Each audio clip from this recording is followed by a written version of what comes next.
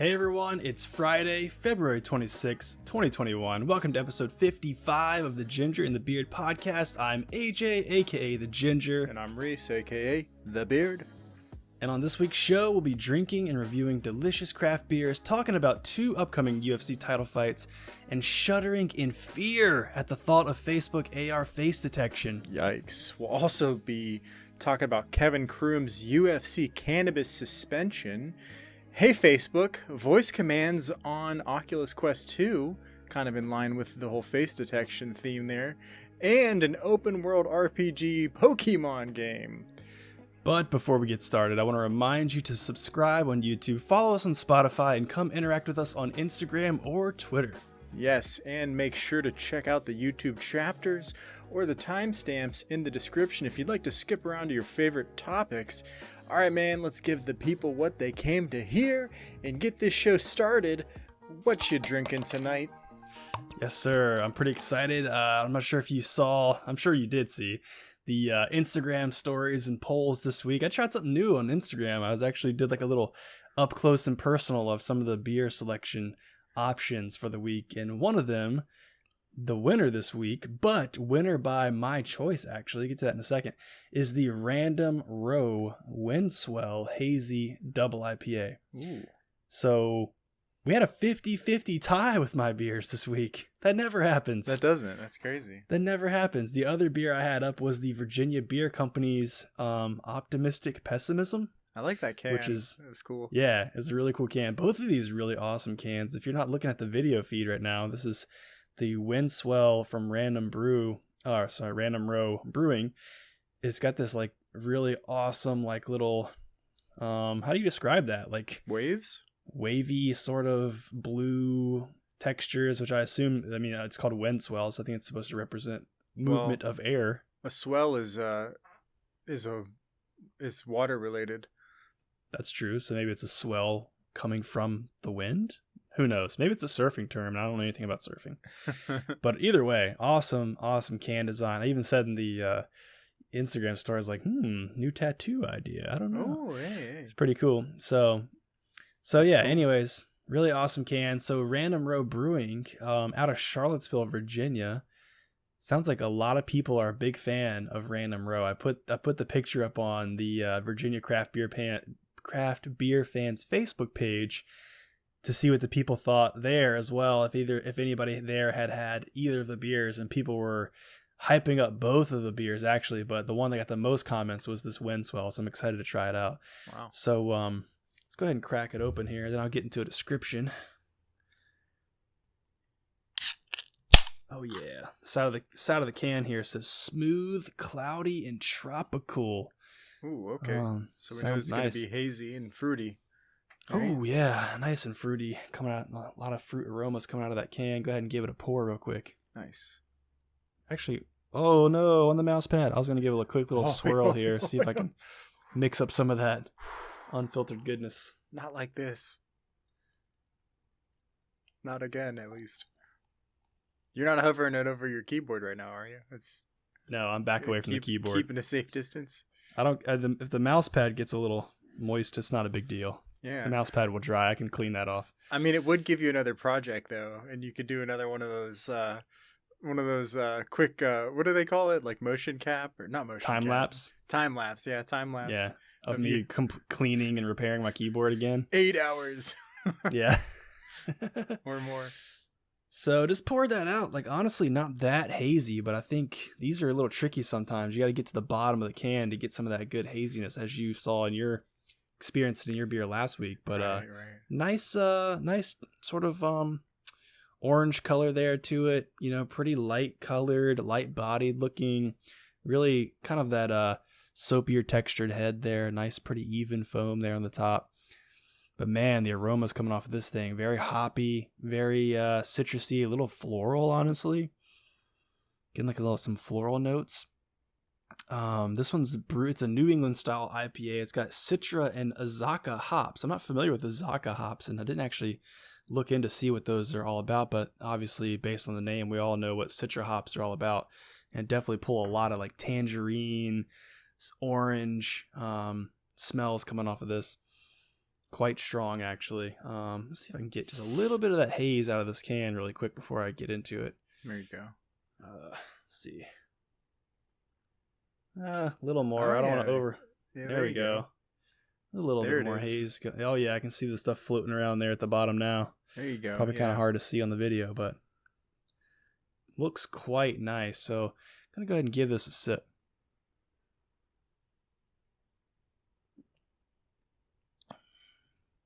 Oh man, that's very nice. Oh, that's delicious. I wish it was like 90 degrees and like sweltering so outside for you right now. Like the look on your face is just like, oh yeah, I needed that. Definitely one of the better IPAs I've had in quite a while. Good job, Random Row, on this one for sure. Tropical, hits the description on the nose. You know, very smooth, almost like a creamier sort of texture to it on the front, but you know, the longer I sit here a little bit, the dryness comes through. And interestingly enough, they've got something added in here. I was reading about it. It's called, I guess you pronounce it amylase, AMYLASE. Amylase added to it in the fermentation process, which is supposedly what gives it its dry finish. And I was reading a little bit about it because I've never heard of this, but apparently it's an enzyme that comes about in the mashing process, just kind of naturally. It actually comes from the malt. But its job is to kind of help break down some of the sugars and things. It kind of makes the yeast job a little bit easier when it gets to the fermentation stage. But people, you know, I read some of the brewer forums and things talk about adding it during the mash or adding it in the fermentation. Like, what's the difference? Essentially, what I found out is that a lot of people say they use amylase in the fermentation process when they have what's called a stuck fermentation. Something I also was not aware of. But the stuck fermentation apparently means like if your yeast isn't doing what you're expecting it to do, and like you end up with a lower or higher gravity, usually a higher gravity, which ends up, I believe, correct, somebody out there correct me if I'm wrong, but a higher gravity means higher alcohol content. So if you're hitting a higher alcohol content than you wanted to, that means your yeast has kind of stopped doing its job, it sounds like. So the amylase actually helps the yeast, kind of jumpstarts the yeast. It gets that fermentation started back up. So, and also adds to the dryness of the beer. So interesting facts. So it's, let me just try and restate what you said. So it's basically stuck. So the amylase helps them to get the yeast going again, so that basically your gravity hasn't hit the limit that you need it to hit. So the amylase gets it unstuck and causes it to hit that gravity level, right? The higher gravity level is what. Yeah, maybe that's what it is. Maybe I had it backwards, because that does make more sense. Obviously, the more it ferments, usually the more alcohol content, because the yeast is, as we've discussed before, pooping out the alcohol. So, but yeah, I thought that was interesting. But I think it turns out that some people just use amylase as kind of that drying agent almost in the fermentation process. Like if you would like a more dry finish, which this definitely has, then you add a little bit of that, a little bit of extra amylase to it to kind of help with that. But this comes in at 8.6% alcohol, 15 IBUs. I can definitely, it's definitely not as bitter as a lot of hazy IPAs you pick up off the shelf these days. But overall, man, Random Row, like, this is a solid IPA. I need to try more of their beers. They're in Charlottesville, so if I ever make my way back out there again, I definitely want to stop by there and try them out. It says low bitterness for a surprisingly drinkable double IPA. I wonder, I definitely agree with that. The amylase is like causes it to decrease the bitterness, maybe. So like, did they use the amylase intentionally, or was it just, happenstance that their gravity was stuck and their fermentation was stuck and they needed to use it? From what I can understand, it's just on purpose, just to make it dry. Wow. When they describe it, it says an extra amylase added in fermentation for a dry finish. So I think dryness is what they were going after. So it's crazy, dude. The techniques that people like have come to understand and realize and put into practice to make the exact tasting beer that they want to make. Yeah. It's intense. I can appreciate that skill. Learn But yeah, something look new at that. today, man. That's awesome. I want to. Pretty cool. Yeah. Science. Science. Cheers to science. Yes. Yeah. Nice. It did. I poured the rest of that can out, by the way, and look at that. A lot more hazy. Definitely can't see through that now. So tricky hazy IPAs, man. Just all that stuff hanging out at the bottom there. That's awesome. But really, really good. But I'm excited. What do you have for us Well, this sir, week, sir? I have a big Lucious. Luscious? Big Lucious. Also my nickname in college. Oh, jeez. Actually, Big red Luscious. Right? Yeah. Oh, man. Yeah, so the voters, we did 67% to 33% on Big Luscious here. This is from Founders Brew Company. It is a stout brewed with chocolate and raspberries, and it's got a cool little picture on it. It's a raspberry covered in chocolate. I mean, I love raspberries. I love chocolate. Sounds good. I love stouts. I love Founders. I mean, this one sounds good. So we'll see how it goes. Stars are aligning. Yeah, the stars are aligning. It's 7.8% ABV, so it's it's a little heavy. It's not like the heaviest that I've had before, but we might be feeling something good after this or midway through the show. Yeah, 30 IBUs, which is typically a little bit higher for me. Like, I don't really like to go above 15, honestly. But sorry, dropped the bottle cap on the ground. just for the sound. Just for the sound effect there. There you go. That's right. So their website has a description for this. It says, a rich and robust stout serves as the foundation to this decadent dessert beer. Raspberries lend a tart and refreshing sweetness, while the addition of dark chocolate takes it to an indulgent level. Big, yet balanced, Big Lucious, or Luscious, I keep getting that wrong, is perfect for sharing with friends and family. Or you can keep it all to yourself. We won't tell. Yeah, keeping it to myself. Who shares a 12-ounce beer? Yeah, It's right? Like, come on. Yeah, it was like anyway. I don't know. I'm pretty excited about this. I'm expecting that it's going to be sweet, and I'm expecting that it's going to be like syrupy and sugar extract added rather than like natural, because that's how they do these types of things. This is quite the opposite of what I had last week. Yeah, so definitely. Let's go ahead and pour it out and get this sucker going.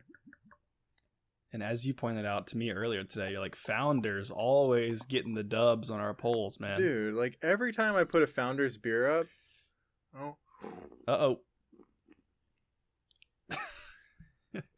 Wow, Watch like that foam now. the head on the end of that, just like, look how dark the head is on that. Wow. Wow, that's insane. probably one of the darkest heads I've seen. This is pitch black. I can't see. Even like on the sides of it, dude, this is like, yeah, there is no light at all getting through this. So this is really, really dark. Like you said, the head is probably it's like a very dark mocha almost, I would say. Like very close to a mocha, I would say. Color wise, very dark tan. The bubbles are fairly uniform. There's a lot of teeny tiny ones, and then there's some medium ones, and then just a couple big ones that I found, but that might have been the pour. Who knows? We already kind of tasted it, so let's see if that affected our smell. Usually I want to smell it before I taste it, but emergency taste. Yeah, I'm not like I mean, raspberries for sure. Malt, I'm not getting really any chocolate. I might have screwed it up by tasting it already, but tainted your nostrils. I think I did because I'm not getting what I normally get when I smell a beer, but I can get a little bit of raspberry and just like the normal malt, roasty malts that you can expect with a dark beer like this. Not chocolate though. I feel like I'm not getting any chocolate. It's basically just like fruity berries and nice and roast. So let's give it a sip.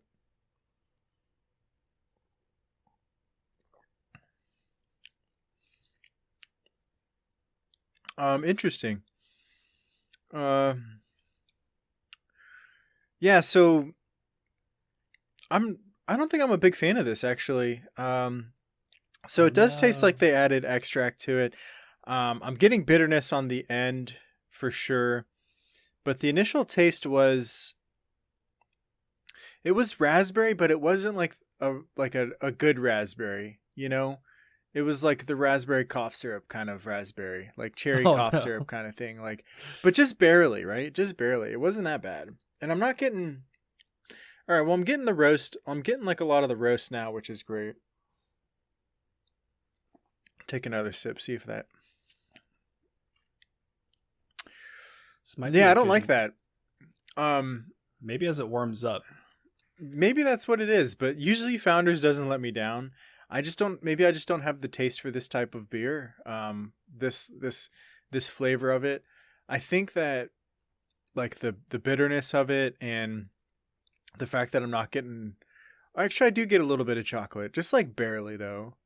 But the raspberry flavor, it does taste like I was kind of hoping like it would be a lolly. You ever had like you go to the doctor's office, you might get like a raspberry like lollipop or something like that. Like, yeah, I was kind of hoping for something like that, but it's more like cough syrup kind of raspberry. And I hate fruit flavored cough syrup or anything like that. So yeah, are you saying you're a syrup sipping animal, like Lil Wayne? Lean, bro, lean.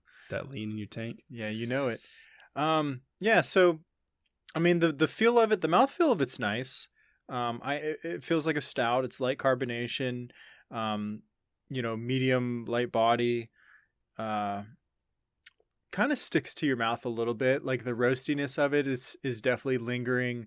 The bitterness is just barely lingering. So, yeah, that part of it I enjoy. It's just really the only thing I didn't enjoy was just the raspberry taste. Like the initial, when it touches your tongue, like that part of it I didn't like, but after that it's good. So I mean, there is, for me at least, some redeeming qualities. So overall, I personally wouldn't buy this one again. I don't know if I could recommend it either. So unfortunately, that doesn't happen very often. But yeah, I know the Founders. Typically the Founders is what is kind of the ranking up higher on the charts. But I love Founders, man. They I love can't everything. All be. Yeah, they can't all be perfect. I guess. I guess not. But it's really just that one little taste just threw me off. So it is what it is, right? It is what it is. Hey, I think we should hold up our beers. Maybe this is a new thing we should try to do. Hold up our beers and let's give it a thumbs rating. So like, where is it? Like, yeah, like I'll do a thumbs up. You can do a thumbs down. Gotta get my planes correct here. Cool. Freeze frame. Nice. Anybody listening, you gotta go watch.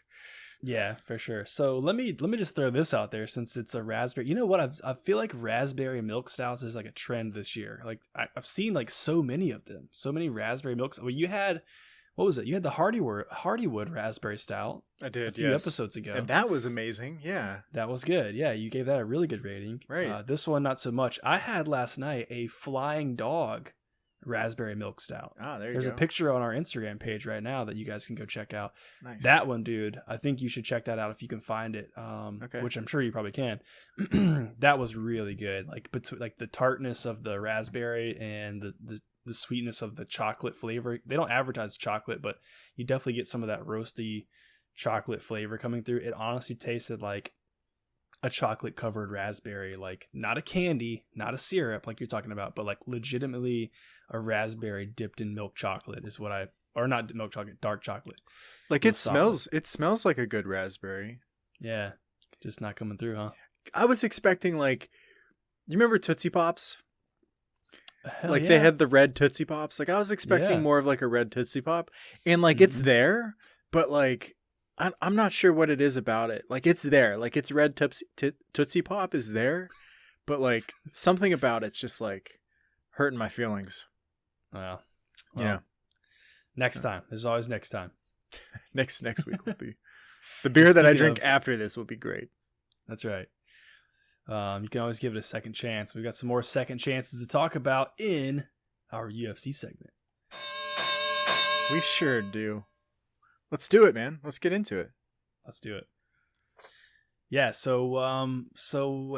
you guys might remember a couple months ago, Davison Figueiredo versus Brandon Moreno, a huge banger of a title fight. Oh man, I can't wait. Brandon Moreno put on a show, but Davison Figueiredo pulled out the title defense. I don't remember even what month that was in, honestly, but that was a crazy fight. And we get to see it again, folks. I think everyone was calling for it at the end of that first fight. They're like, dude, we got to see that again. It was such a close call. But Davison pulled it out at the end. But fight number 2 set for UFC 263, which will be in June. I'm really excited to see this, man. Honestly, I want to go back and watch that fight because those guys are so fast, number one, and Brandon Moreno is on such a tear. But Davison Figueiredo, man, he's like another level. Like he's like, I need to see him and Cejudo fight. Like I think that's the fight I want to see because they're both like animals. They like, you just look at them when they're in the octagon and they're just like literally like a different species of human. Yeah. I don't know, man. I think Cejudo's is like even. I don't know. I'm a Cejudo fan, right? Triple C. I feel like he's on a completely different level than even Figueiredo, right? Oh yeah, I think so too. But I want to see him fight again. Oh yeah, I do too. I think Figueiredo is going to take it though. I mean, honestly, it's hard for somebody to lose that fight and then come back and win. Like, I don't know. Maybe he's got the drive. We'll see. Yeah, exactly. I'm not even sure how old. I feel like Brandon Moreno is still so young. He's only 27. I think Figueiredo's like in his 30s, right? In his prime, yeah. Yeah, let's see. Davison Figueiredo. I feel like he's got it. He's been around for a while. Yeah, he's 33, so not that much older, but he's an animal, dude. He's only got a couple years left, man. Yeah. Maybe 2 years.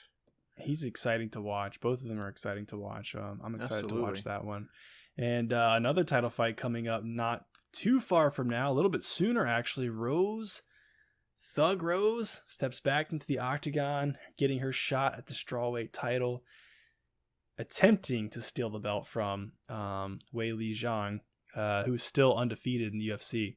Yeah. So, man, that's gonna be one to watch. Oh my god, dude, I can't wait. I love watching Rose fight. I think she's awesome. When she brings her A game, she destroys, man. Like she was the first person in like she dethroned Joanna, right? Yeah. And Joanna's just been not really doing so well ever since that.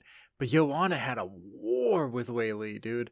Oh, it was a war. Oh my god, do you remember her face afterwards? That. Jeez. Yeah, we watched that at B-Dubs. Yeah, we were at the bar. Yeah, man. Before the apocalypse. Yeah, before everything went down and we couldn't go eat chicken wings in public spaces. Yeah, dude, I'm super excited for this. I think that Rose really did great coming back and getting that win back over Jessica. And yeah.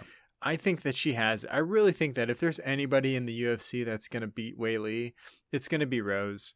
And it's just that I think that we see different versions of Rose. We see the Super Saiyan 5,000, when she fought Joanna the first and second time. And then you kind of see in her rematch with Jessica, I feel like she wasn't really on her A game. To be honest with you, she still won, but I don't think she was bringing her A game there. So no, I think that was kind of her comeback fight. She had to get that confidence back. It's so much of a mental game. Like, you can definitely see that when a fighter loses their sort of spark. And she definitely did after getting slammed on her head and clean KO'd. Yep. But yeah, she came back and won that rematch. And but I mean, her and Weili Zhang, man, just elite competitors. And Weili is a scary individual, man. Like you can tell. She steps into that octagon. She's got one thing on her mind, and that's domination, dude, for sure. But yeah, her fight with Joanna was pretty intense. But what does that say, though? I mean, she went toe-to-toe with Joanna. That went 5 rounds, right? That went the distance, I'm pretty sure. Yeah. And had Joanna coming out looking like Frankenstein. Man, that's rough. But never seen somebody's face look like that in my life. No, like complete transformation crazy, man.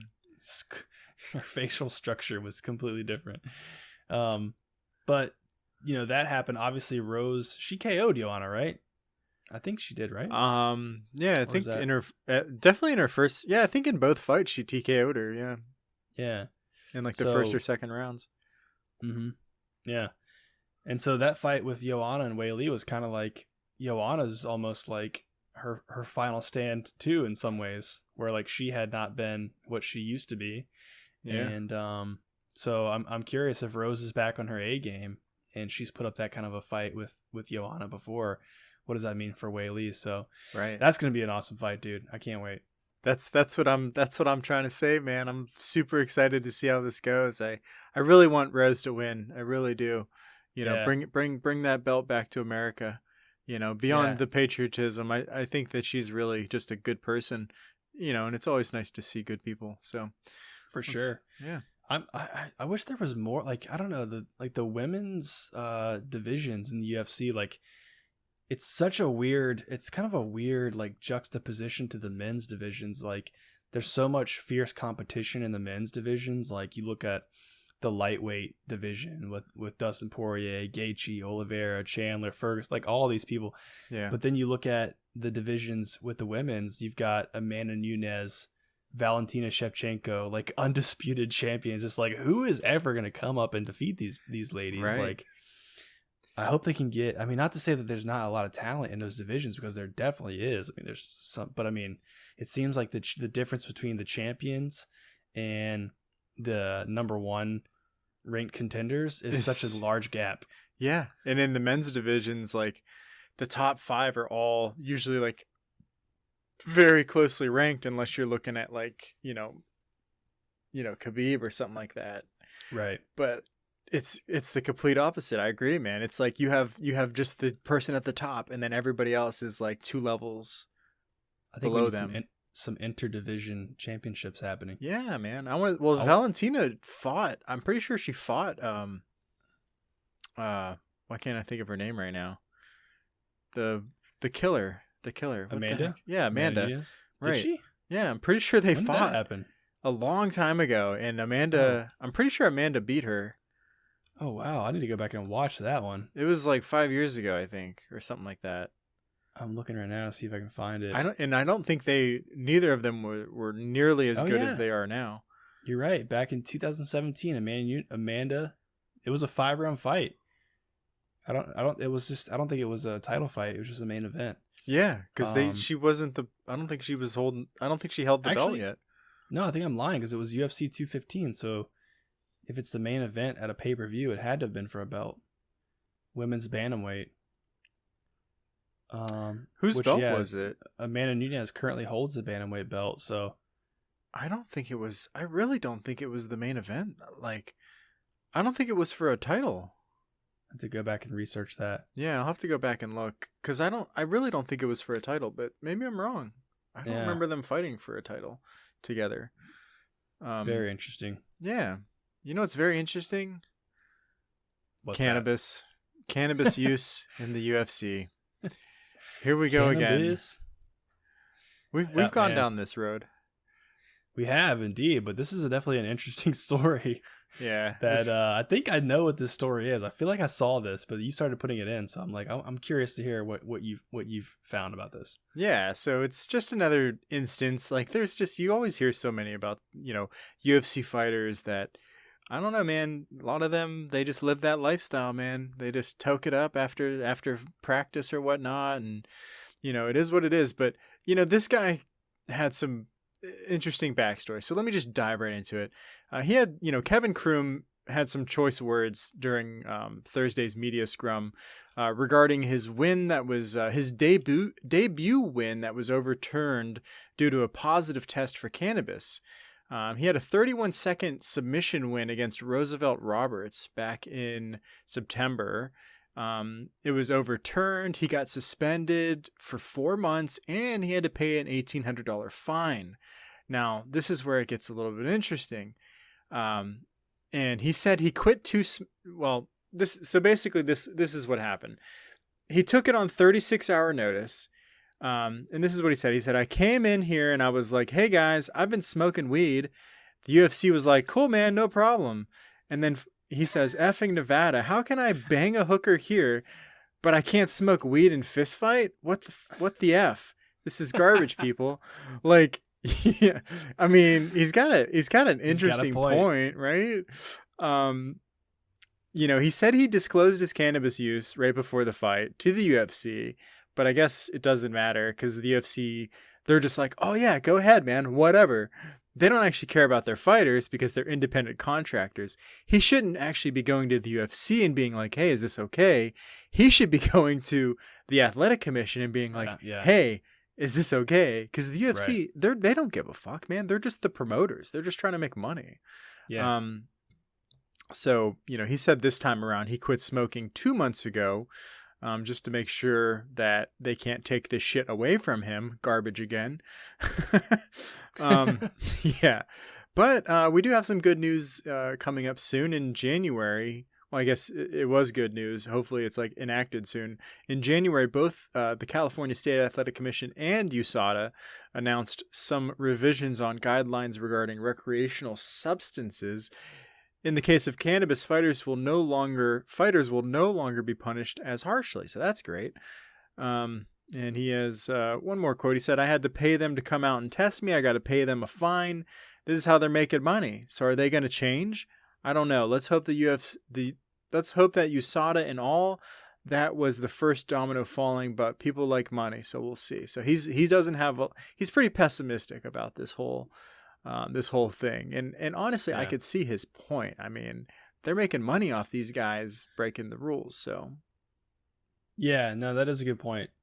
It's just kind of weird though. I think we've talked about this a lot before, but it's like, how can you penalize somebody for, especially, I think there should be different rules if like you're taking a fight on such short notice. You know what I'm saying? Yeah, like, absolutely. If something's not going to leave your system in the amount of time before your fight, then you should get like a pass. You know what I'm saying? Like, obviously, Mike Tyson just fought Roy Jones Jr. After the fight. He said he was high as a kite during the fight. Ring, right? Yeah. So like, if that's the case, I can see an argument to be like, all right, dude, like you smoked right before the fight. You came in. Who knows? I don't think any studies have been done on like performance enhancing capabilities. Maybe it deadens your nerves. Maybe you are more likely to withstand damage. Maybe you're less in your head and like less nerves affecting you or whatever. But it's not like it's cocaine or something where you like, I don't know. I'm Superman. Cocaine, but yeah, exactly. You feel like a superhero.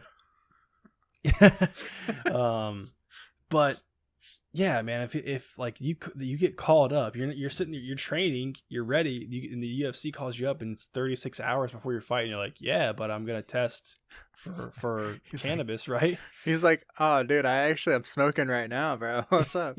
Yeah. Hey, Dana. So yeah, dude, he's got a very interesting look. By the way, this guy, I don't know if you've seen him. I'm looking at his pictures right now. He definitely looks like a stoner. He's got like nunchucks around his neck. He's got these like orange tinted glasses on. Like, this dude is high right now, bro. Yeah, he looks like an interesting character, but yeah. The fighting, I don't know. Fighting hillbilly, I guess, is his name. Oh, really? Yeah. The hooker part, I mean, I guess it's kind of a weird comparison because the hooker's not going to give you any sort of performance. Hey. I don't know. You don't know, man. Yeah. I don't know. You got to do a little charge up, a little charge up before you fight. Anyway, it's all crazy. Yeah, but it is. I hope that they do loosen up the restrictions a little bit. Yeah. At least give it a definitive date. Like, what is the time frame? Like, you can't have done this within X number of days or hours or whatever. It should just be like 90 days, I feel like. Yeah, I mean, just do some research on it too. Like, how hard is it to like run a study? Yeah. On fighters, on athletes, period. Like, have them smoke up. Yeah. Measure their performance before and after. What's the difference? Or have a way to disclose it and be like, hey, I'm disclosing it to you right now. What are the repercussions? How do we have to delay the fight so that I don't go out there and fight for my life, literally, and then not be able to reap the benefits of a good performance, Yeah. And it was his debut, you said, right? Yeah. That sucks, his debut. Man. That sucks. Right. You make it to the UFC, you come out, you dominate, and your W's is taken away from you. Yeah. It's messed up. I mean, but all things considered, like it was only $1,800. I'm saying that. I mean, I'm sure he got paid probably somewhere between 10 grand and 30 grand. I would assume. Yeah. I would hope.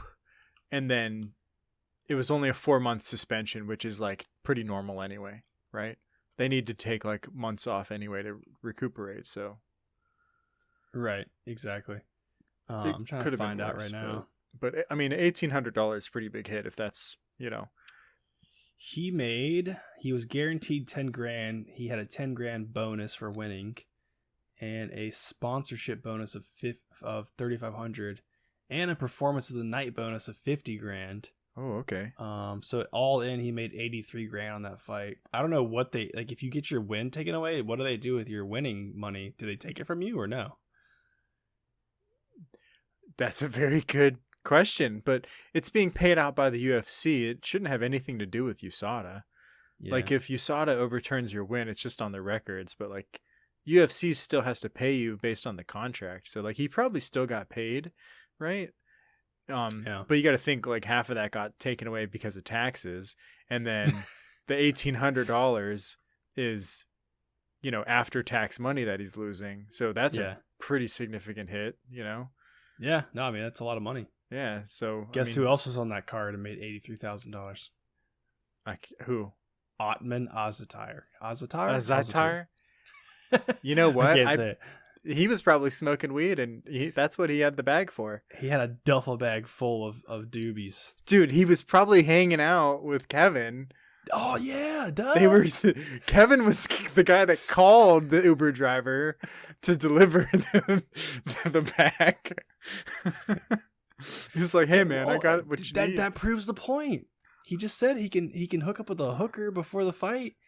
Yeah, I told you they snuck a hooker into the hotel. We solved it. The mystery solved. It was a hooker, and he. Oh man, that's funny. Guys, go watch our past couple episodes if you're wondering what the hell's going on here. It'll all come together. Oh, on that note, yeah. We got some tech to talk about. Let's get right into it. Let's do it.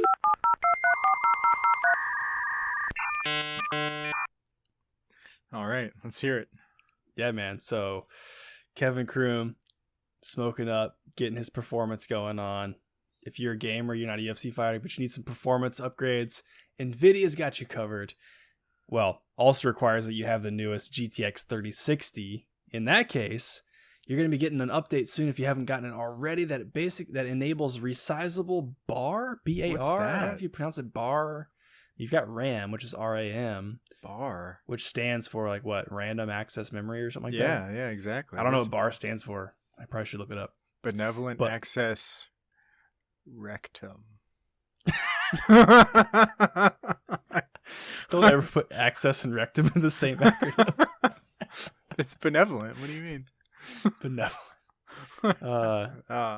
We should look that up, but while we look it up. So I thought this was interesting, maybe. man. Okay. Never mind. Let's stop. It's gonna take a deep turn.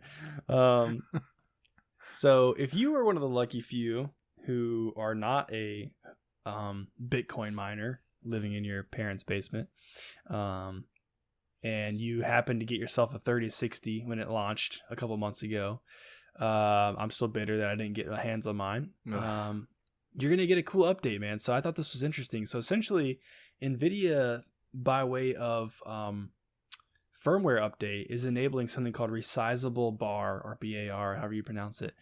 And I had no idea what this is. So I'm looking up. So essentially, when you're playing video games and your GPU and your CPU are communicating constantly, they're passing back and forth shaders, textures, and game elements and things like that. And obviously, depending on what your hardware settings are and what hardware you're running, this can impact your frame rate, your performance, all that stuff, because there's a lot of stuff happening in the background. Regardless of what you're seeing on your screen, that's still happening for it to kind of keep all that stuff in action. What Resizable bar does, apparently, is it allows those assets of the game to be requested on an as-needed basis. So instead of it just rendering everything constantly, which I don't think it actually, video games don't for the most part render everything at all times. It's as you turn your field of view, things behind you are not rendered. I've seen some like behind the scenes like shots of like video games, but essentially this is basically only rendering and pulling in those elements as they're needed and in higher quality. So this essentially lessens the load on your CPU and your GPU, and it allows for better performance and frame rate, which is awesome. I think it's super cool that you buy this GPU and you're still getting additional benefit from it through a firmware update. It's kind of like a Tesla, right? Like you buy a Tesla and they're just pushing out firmware updates and you're getting new video games on your console and your Tesla. Pretty awesome. It is. But because typically I feel like these things, for some kind of a feature ad like that, you're looking at the next series of GPUs, right? I'm just bummed right now that I have a 2060. I know. Yeah, this is coming actually to all 30 series GPUs. I mean, I don't know. Maybe they'll roll it back even further, but I just feel like they skimmed over the 20 series so fast.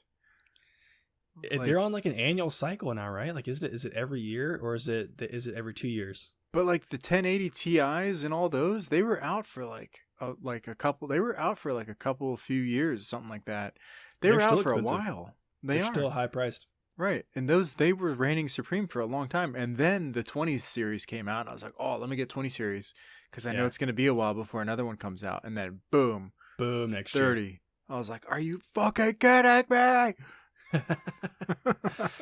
Yeah. I tried to get my hands on that beautiful 3060. The actual NVIDIA designed like first party 3060 card looks so awesome. It's like the cleanest piece of hardware I've ever seen. Yeah. The design looks so good. But anyways, yeah, so I thought this was cool, man. It's coming to all 30 series GPUs pretty soon. There are a lot of details, so if you are a 30 series owner and you're super excited right now that I just told you that, you should go and check because there's a lot of stipulations in terms of what CPU do you have, what chipset, what motherboard, things like that. It's supposedly going to work with all major motherboard manufacturers, MSI,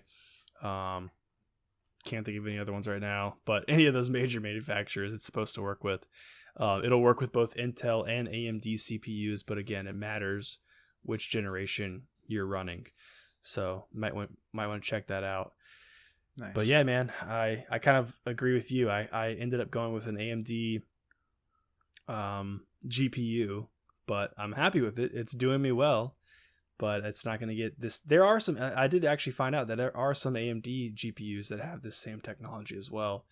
I didn't look and see which ones those were. Mine actually might be one of them, but nice. Pretty cool stuff, man. Technology for the win. I want to see the performance behind it. I want to see like the side by side, of it working versus it not working. Is it even something that we would notice, I was kind of thinking the same thing. I mean, like for us, well, for you, I know you have a 2K monitor, right? You have a 2K monitor? Yep. Yeah, but do you game on that or do you game on your 1080 monitor? No, I game on the 2K. It's a TN panel also, which makes it the refresh rate like non-existent. Yeah, so you might see the difference, but me, I'm gaming on a 1080p monitor. It's 144 hertz. So I guess if I was pushing it to the absolute max, which I tend to do, but again, at 1080... I don't think it's that big of a strain on my GPU. No. I think my GPU is a little bit overpowered for my monitor, honestly. What kind of, what do you know what kind of panel your monitor is? It's a VA panel. VA, okay. Yeah. It's kind of like the in-between where you still get like good shades. Yeah, pretty good color representation. And also pretty good MS, what is it, lag? Not lag, but... Yeah, input lag. Input lag, that's what it is, right? Yep. That's what I meant. I didn't mean refresh rate when I said virtually no refresh rate. I meant virtually no input lag. Right. Mine's like supposed to be 1 ms. I think it's actually like 5 though. Is it? Yeah, it's like marketed as 1, but like when you actually run the tests on it and stuff, I think it's like 5, which is still, I can't tell the difference, No, it's a human eyeball. Yeah. I don't know. My hand blurs when I do this, so like, what's the big deal? Right. I got 144 frames per second, which, dude, I didn't even realize for like the first 6 months that I had this monitor, there was another setting that I had to change. So like for the first 6 months, I was only getting 60 frames per second. And then I turned it on to 144 and I was slaying. It's just that easy, man. It's just that easy. You just toggle things on and you're just a pro. I had no idea. Yeah, mine when I first got mine. So the challenge I have is that this monitor is 144 hertz. This monitor is 60 frames per second. Yeah. So like when I first plugged it all up, I just expected it to work, but it was throttling the 144 down to 60. So I had to like go into I don't remember even what I had to do, honestly. Had to go into some crazy settings and fix all that. But by default, it doesn't give you that. So well, that's exactly what I did. That was the same thing that you're talking about. It happened to me and I didn't realize it. Gotta do your research. Gotta do your homework. I don't like homework. Yeah. So, but we've got some, that's good news. We got also some creepy news, man. And interestingly enough, you and I both bringing Facebook stories to the table. Why is Facebook making their way into our podcast over the last couple of weeks? I'll tell you why. A lot going on. Because they're getting their grimy little paws into too much stuff, man. Oof. I'm starting to get a little wary of that little F icon on my home screen on my phone. Yeah, man. I'm not really a conspiracy theorist. I'm not really that uptight about my privacy because I don't really have much to hide, but it's getting weird, dude. It's getting weird. I saw a story that Facebook is making AR glasses. I don't think that's new news, but I don't honestly remember when that information came out. But more interesting than that is that it seems that they're talking about bringing face recognition technology to those glasses. So we joked around last week, or was it 2 weeks ago, about AR glasses. Essentially, you're not going to need to remember people's names because it's going to just show you people's names as you look at them. Right. That actually might not be the dystopian future. It might be dystopian, but it seems to be something that could happen because Facebook, there's a report that came out that one of the executives at Facebook was discussing the potential of having face recognition technology inside those glasses. He has since come out and said like, nah, what I actually said was it'd be cool. We don't need it, but here's like a bunch of use cases for it, things like that. But I should quote the article. I think it was from VentureBeat, but I could be wrong about that. Apparently in January, Facebook was actually ordered to pay a $650 million settlement in an Illinois class action lawsuit, which alleged that the company violated BIPA, which is some kind of protection act, Biological Identification Protection Act, I think is what it stands for, by collecting facial recognition data without consent. Whoa. Yeah. Folks. Whoa. So you've got this company who learns much about you by way of what you do on their platform and sells that data to advertisers so they can market you more efficiently. Now collecting biological information, collecting facial recognition data without your consent. Yep. That's heavy, man. Yep. Yeah. That's super heavy. Not surprised, man. They've been doing shady stuff like this for years now, dude. Yeah. They've been collecting our data for a long time, like just like with the I mean, I guess we give our consent when you agree to the terms and conditions. But who reads the terms and conditions? Let's say we're a bunch of lazy assholes that don't read that shit. Yeah. But I don't use Facebook. I don't use Facebook, so it's like it doesn't really matter. Honestly, I couldn't tell you the last time I posted on Facebook. It's probably been over a year or two now. Yeah. Yeah. Yeah, it's crazy, man. So, in addition to that, this report also cited that 13 cities across the U.S. have banned local law enforcement from using the technology. So here's what I thought was interesting, is that we're not discussing right now the technology and stuff behind how it works. We're not discussing how can we do this? Like, what kind of technology do we need to do this? No, we're talking about the legality around it. Right. So that tells me we've already got the technology to do facial recognition, which clearly we do. Obviously, I look at my phone and it unlocks for me, which is nice and convenient. But we've got the technology. Now we're discussing the legality around collecting that information, which is like super sketchy to think about. Yeah. I don't why would they need it? I don't know. I have no idea. I think I can see the practical use case behind Facebook AR glasses having it, because you can recognize people and like send them. But that's what this article was talking about. I really should go back and find who wrote this article, but was talking about how, you'd be walking down the street and identifying people based on their face. Yeah. To say like, hey, John Smith, would you like to send John a friend request? You and John have 3 mutual friends together. Or he also graduated from Radford University. Or, like, how weird. That's not as scary. Like, the stuff that would scare me, like, here's a good and a bad scenario. A good scenario being like, Joe Schmo who just, robbed some place at gunpoint, goes to look at his phone and his Facebook app, and while he's looking at it, it captures his face and reports it to authorities and the location, and now they can go get him. Like, that's okay, that's great. Here's good. A bad scenario where some hacker hacks into your phone, which is like your phone is so susceptible to hacking. If somebody wants to get in it, it's a computer, they can get in it. They hack in and they steal your face information, and then they do a deep fake of you like doing something really bad, and then they start blackmailing you, right? Yeah. That's a good point, actually. I hadn't thought of that. I thought about that. Like, deep fakes are pretty realistic these days. Mm-hmm. And if facial recognition data becomes more readily available to people that are doing nefarious things, like the recreations of your face could be so much more accurate. Yeah, absolutely. I mean, think about that. Yeah, so that's it's very scary. And it's opt out. The iPhone, what do they call it? Face ID that it does to unlock your phone. I don't remember the exact specifications behind it, but it shows essentially it's using infrared light and pinging like a million dots across your face and then registering that. So it's literally taking depth information about your face. You know what I'm saying? Like, it's 3D depth map sort of stuff on your face. So like, if that information, of course they say they don't collect it. They say they never get that data. It's stored locally on your phone, whatever.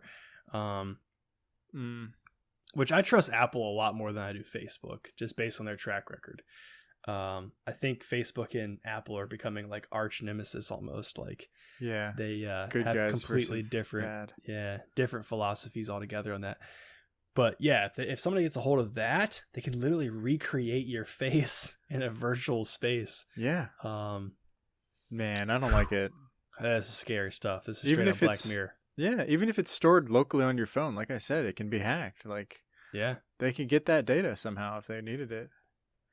Yeah, man, that's a really scummy future that we're looking at here. But yeah, I mean, I guess going with that, I was gonna take like a positive note on this one, but like the more I think about it, like now I'm like, maybe not. So Facebook launches Hey Facebook. You know how there's like Hey Siri or Hey Google. Well, now you're gonna have Hey Facebook voice commands on Oculus Quest 2. So it's not like a little hub that you can put in your kitchen. It's if you have an Oculus Quest 2, you're able to go hands-free with it now in this week's latest update. Facebook's been, like you said, just doing a lot lately, and they've been launching multiple features, multi-user support, app sharing, and a couch mode, all recently released for Oculus Quest 2. Here's some of the commands you can use that will allow you to navigate your headset. Hey Facebook, show me who's online to see your friends list. Hey Facebook, open, and then just say the app name or game name and it'll open it. Or, hey Facebook, take a screenshot. So, hey, that's cool. I would love to see this become more of a thing with headsets, because that's like the next level. I should be able to talk to my headset and not use my controls, because like the controls are a little bit clunky sometimes. I'd like to just be able to say it and it happen. It meshes perfectly with virtual reality, just being able to talk in virtual reality. So, but again, privacy is always a concern. So they do capture your voice, store your voice. Same kind of stuff you were talking about earlier, but you do have the option to turn off the whole "Hey Facebook" thing.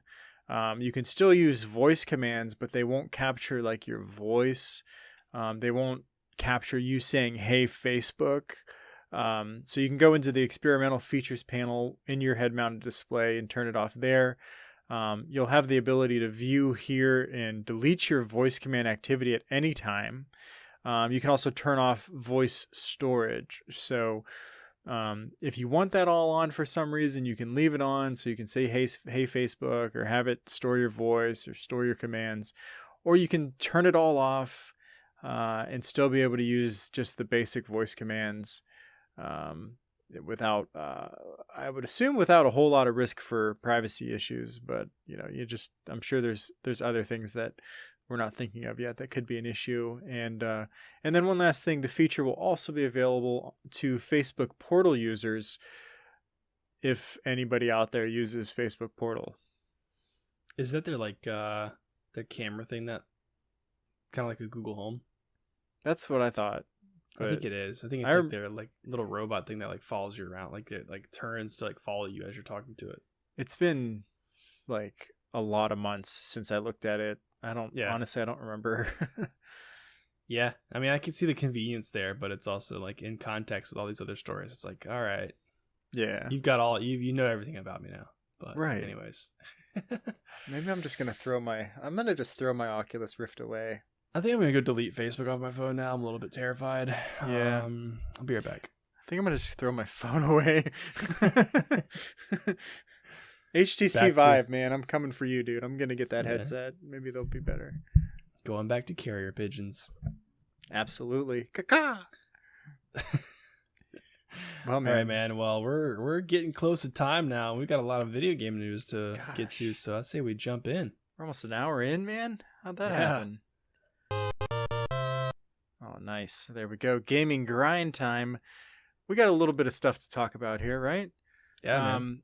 Just kind of sticking with the whole VR thing. I mean, it was a pretty good transition. We went from Facebook to Facebook using VR voice commands, and now we're talking about using virtual desktop on your VR headset to get your PC games streamed to Quest 2 without any side-loading workarounds that was a thing before. So basically there was an issue between Oculus and the developers of this virtual desktop, where virtual desktop wanted you to be able to stream, without a cord, the games that you would be able to play on a Rift or a Rift S, without a cord onto your Quest, right? But they had this thing where users had to go into development mode, add some of these files, and then they would be able to get them. And Oculus was like, no. You're not allowed to do that. Don't do that. And frankly, we're just not ready to, we don't think that this is built out enough to make it a feature yet. So we're not going to let it on the App Store, because they heavily curate what goes on the Oculus Store. So it's just, this has been out for a year now, and it just never was good enough for them to release it. But now things have changed. Some recent rules were changed, and it was speculated that Oculus was going to at least allow people to start doing the side loading, where they would go into developer mode. And they thought that was going to be it. But big turn of events, they said, you know what? It's all good. Just release the whole thing. So now it's official. You can stream your PC VR games wirelessly to your wireless headset. It's basically just like having an Oculus Link, but without a wire, which is perfect. And now I'm going to definitely throw my VR headset away, because I bought it, and then a couple months later, the Quest came out with an Oculus Link. Mine has to always be tethered. And now it's you can have a Quest and play your good games. And I don't wirelessly. I don't Magic. Yeah, I'm a little salty about it, but anyway, Oculus Just recently... sell it, dude. What's that? Just sell it? Yeah, you're right. Sell. I should. And then wait for the Oculus 4 to come out. Yeah. 3 or 4, whatever. So that's it. That's all I got, man. This is pretty good news. I'm excited. I'm going to buy a Quest and be able to like go run around in my backyard and like hit things with virtual swords. It's gonna be great. While your neighbors stare out the window, With like, only look at this dude with only underwear on. It's gonna be amazing. I was literally thinking the same thing. I was just picturing Reese running around his backyard in his underwear, slaying things with swords.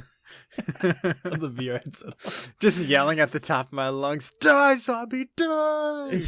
They got everybody like your neighborhood's like that guy's doing it. That guy he's got the fucking knows. life, man. Yeah.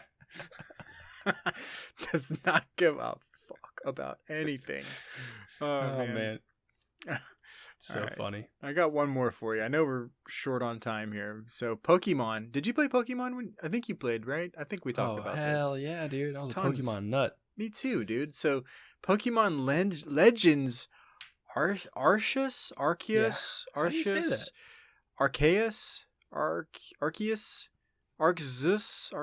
You know, it's one of those. Arceus. It's Arceus. It's going to be an open world RPG coming to the Switch. Do you still have your Switch? No, I sold it to use money towards my PC, but hey, my son is asleep. We're thinking about getting him one for his 5th birthday. Which means sure. Dad gets to co-op. Yeah, you're going to get him one.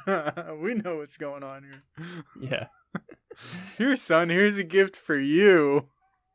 Arceus apparently is how you say that. Arceus? Then a promotional trailer pronounced it Arceus. Okay, that's cool. Oh wait. More developments. Its official pronunciation was then revealed in a Pokemon.com mailbag as Arceus. Arceus? What the hell? That article's from 2014. How long has this been around? Holy crap. What? I've never heard about this until just now. Yeah. Me either. Must be in development for a long time, so... tagline is a new challenge and a new frontier for the Pokemon world. This sounds pretty cool, man. I wish that it was for PC, because I'd probably pick it up. But the story takes place in the Sinnoh region at a period that appears to be long before the other games. Very interesting to me. I would love to see like a prequel to all of this and figure out what's going on here. It's going to include a number of iconic monsters like Piplup, with your choice of starters including Rowlet, Oshawott, and Cyndaquil. I'm a old schooler. Okay, yeah, so yeah. This is nonsense. Yeah, I don't even know, bro. I don't even know. Just give me some Charizard. Just give me some Charmander, some Bulbasaur, some Pikachu, and some Squirtle, and I'm good, bro. That's all I need. Just give me the 155. I don't need to know all 7 million of them, dude. I just need the 155, and I'm happy. You know what I mean? Yeah, I'm not. Yeah, I was really excited about this, and then you said starters that I've never heard of, and I'm less interested. Yeah, I hear you. Once they started coming out with like the symbol Pokemon and stuff like that, I had to. Okay, I've seen Cyndaquil before. I just looked at a picture of him. I've seen Cyndaquil. The other ones I've never heard of before. I heard of Rowlet. I never heard of the other two actually. So interesting. I'm assuming Rowlet is the fire.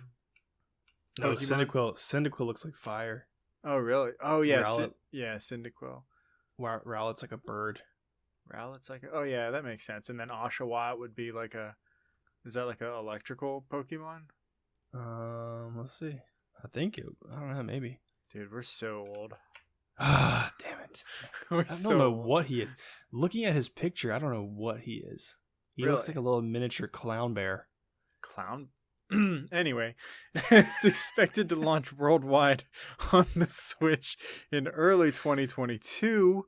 I probably won't play it, and honestly, I would love just to see them do a remake of Blue and Red with updated graphics, and then do like an old school 155 Pokemon only open world kind of deal. Please. That would be sweet. Yes, please. So here's the premise of it all. It's as trainers explore the natural expanses in Pokémon Legends Arceus, they'll encounter Pokémon that call these grand vistas home. To catch wild Pokémon, players can study the Pokémon's behaviors, sneak up to them, then throw Pokéballs. Players can also battle wild Pokémon with their ally Pokémon by throwing the Pokéball, holding their ally Pokémon near a wild Pokémon. Players will seamlessly enter battle. This new gameplay angle is intended to provide trainers with an immersive experience. They also had a Period. couple... Yeah, period. That was it. That's pretty good, right? I like that. Yeah, that's good. A couple more reveals. There's going to be some upcoming remakes of classics. Okay, hold on. Classics Pokemon Diamond and Pearl. Shut up. It's not classic. Dude, red and blue. That's it. Also, who wrote this article? I don't know, man. I'll have to go back to it. Also on the way is a League of Legends style multiplayer game called Pokémon Unite, which is going to open beta in March. That actually sounds cool because I love League of Legends. And then there's also going to be a new version of the beloved Pokemon Snap, which honestly I don't even know what that is. But I wanted to mention that. Wow, our age is really showing here, guys. It really is. I'm actually feel worse the longer I went on about this. I think whoever wrote Classic Diamond and what was it? Diamond and Classics Diamond and Pearl. I'm pretty sure they need a throat punch. Yeah, those are clearly not classics. They're not. I mean, didn't Gold and Silver? Gold and Silver came out before those. Like, it was like red, blue, yellow, and then they did like Gold and Silver, and that's where I stopped. Yeah, and then by that time I was like 14 and riding skateboards. And I was like, all right, this is too cool for this now. Yeah. Yeah, I don't know, man. If you told me this was open world, like red or blue, I'd be so in. Oh yeah. Well, even like, okay, so maybe even, I understand you've got to adapt to the time. So like, just tell me that my starters are the classic starters: Charizard, Squirtle, and Bulbasaur, right? Bulbasaur, the long lost Bulbasaur. Yeah, just tell me those are my starter choices. Yeah. And then I'm probably in, because I'm picturing in my head, I don't know if you ever played, I think you played it at my house one time. Zelda. Oh geez. Yeah. Zelda. Dang. Breath of the Wild. Thank you. Yeah. I'm picturing that, but Pokemon. Yes. Okay. That's intense. That's awesome. Take me there. Yes. But that's probably what it is, but there's going to be 700 different Pokemon that you've never heard of before. Right. All these characters that you've never heard of before. Like, it's just, I want that nostalgia, bro. Yeah, I guess we're being greedy. Yeah, we're being old. My son has no idea who any of them are, so like to him, it's gonna be awesome no matter what. Absolutely, makes sense. But yeah, I'm still not about. I don't know about this Oshawott clown bear guy. He's a little weird. Yeah. Only the nerds that stayed playing Pokemon their entire lives. I'm a nerd. I'm just not one of those nerds. I played other games and I stopped playing Pokemon. Yep. Doesn't take away. I still love it. But anyway. Anyways, I wonder how big a game like this would be. Open world concept, thousands of Pokemans. Undoubtedly some downloadable skins for your Pokeball. Oh, lots of clothing options you could pay real actual money for. Yeah. It's got to take up a lot of space. If you pay for the VIP pass, then Pikachu gets an AK-47. No, it's the what do they call it? Call of Duty. It's like where you, what is it called? Battle Pass. You got to buy like a battle pass. Instead of him doing a quick attack, he pulls out the AK, lights him up. What'd you say, Charizard? Blah, blah, blah, blah, blah. Oh man, that's awesome. So awesome. Well, anyways, if you need more storage for your game, Sony has a solution for you. I don't know about Nintendo, but if you guys remember when the PS5 first released back in, I don't know, however long that was ago, folks noticed it had an expandable SSD slot that did nothing. It was unenabled. It didn't do anything. It was a dead slot. So they told reporters back in the day that eventually with a future update it would do something. Well, now is later. Now is the future, and Sony is soon to enable that slot to essentially give you some extra the option to essentially connect a external hard drive to your PS5 and expand the storage. The PS5 comes with an 825 gigabyte SSD right now. Sounds awesome. My PC has a 256 gigabyte SSD along with a 1 terabyte hard drive. But it only leaves the users with 667 gigabytes of usable space once it's been formatted, the software is installed, updates are applied, all that good stuff. And just to give you guys a little bit of context here, it turns out that if you have the latest Call of Duty package, which includes Warzone, Modern Warfare, and the newest Black Ops 2, you're at almost 500 gigabytes of storage already. Yikes. So basically all of your PS5 is taken up by Call of Duty. So if you want to use an external hard drive to expand your space, it's got to have specific requirements, which I don't want to get into right now. But it's got to be essentially as fast of an SSD as the internal SSD is in order for it to run games. There's some requirements there. But I kind of just want to transition to close this out here. I know we're up against our hour here, but we're actually over our hour. But yeah, game sizes are out of control, dude. Like out of control. What are we gonna do? Like how do we move forward from here? Yeah, I mean probably just larger, larger hard drives or SSDs, I guess. But yeah, I mean, they can't render them down anymore. Like that's hard for me to believe, honestly. I don't know, man. I think 500 gigabytes to have those, to have the Call of Duty package, like it's not 500 gigabytes on my computer. It's like 100 and some gigabytes, I think. Yeah, I think, well, if you have Warzone, all the updates, Modern Warfare, that's 3 different games essentially. Yeah, I just have Warzone.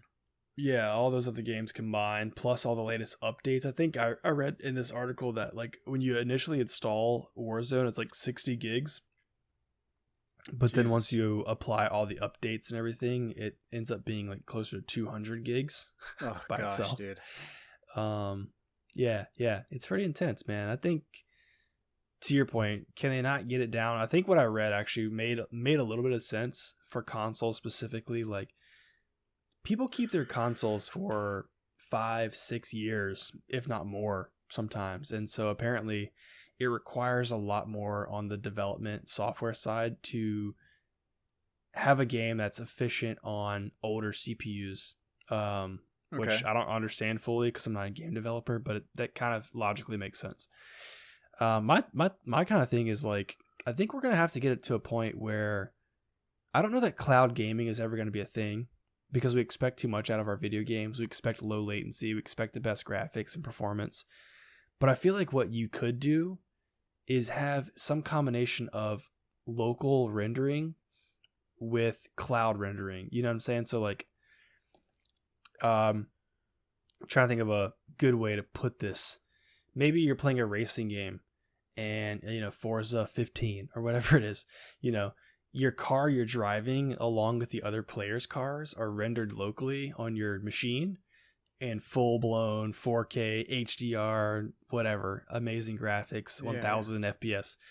But the buildings you're passing by as you're racing through the city or the people in the stands as you're on like a racetrack or whatever are rendered in the cloud. They're not rendered on your machine, right? Oh, okay. And because they're not as important, like you're not actually looking at them. They're just in your peripherals. That just adds to the scenery. Yeah. They can still be pretty good high res, but like they're just done in the clouds. They don't need to be super perfect. Right. Yeah, I could see that. Yeah, or like in Call of Duty, the same way the buildings are rendered in the cloud because you can't interact with the building in most cases. They don't do anything. They're just 2D objects at the end of the day. The only issue that I would see with that is like if you're hiding behind like a wall, right? And there's like some kind of like rendering mismatch where like your computer is like 10 seconds ahead of like where the wall is, Yeah. And you're like, think you're covered. Yeah. But the opponent, is in real time or whatever and see you pop out like 5 seconds before you actually think you did. And all of a sudden you die and it's like, what the fuck just happened? I mean, I don't know. Already. It could. I think I'm probably just overthinking it. I'm sure they could make it work. That's a good point. It would. I mean, it's kind of like the conundrum we're at now, like where you and I were playing Fallout or whatever, and you're like, "Hey, is the game installed on your SSD? Are you hardwired into your modem? Are you did you clap 3 times and spin around before you started the game? Did you slap it and call it a Whoa, before hey, you start? hey. Like all these things factor into it, right? In order for your game to run at like optimal, well, just perfect example, Rust. We've been playing Rust, right? And like before I even jumped in, you're like, all right, dude, go into your settings, pull this slider all the way down, pull this slider all the way up, like pull this lever. Yeah, exactly. Push this button. Yeah. Type in this code. Pop it.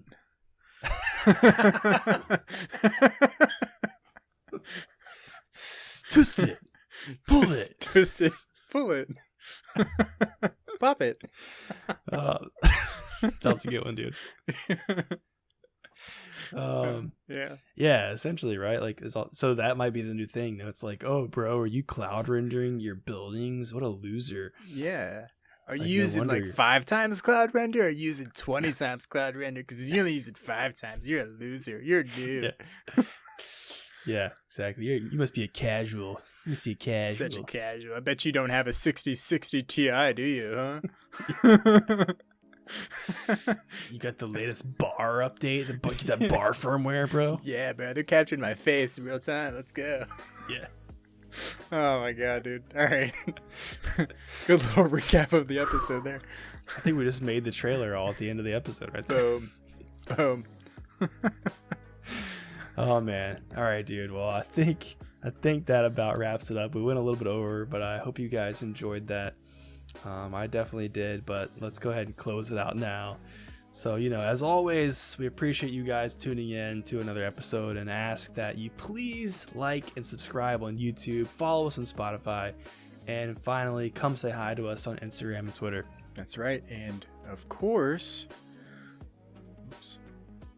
yes, that's right. And of course, if you really want to help us grow the show, please share this episode with a friend who you think will like it. For now, we will see you all in the next episode.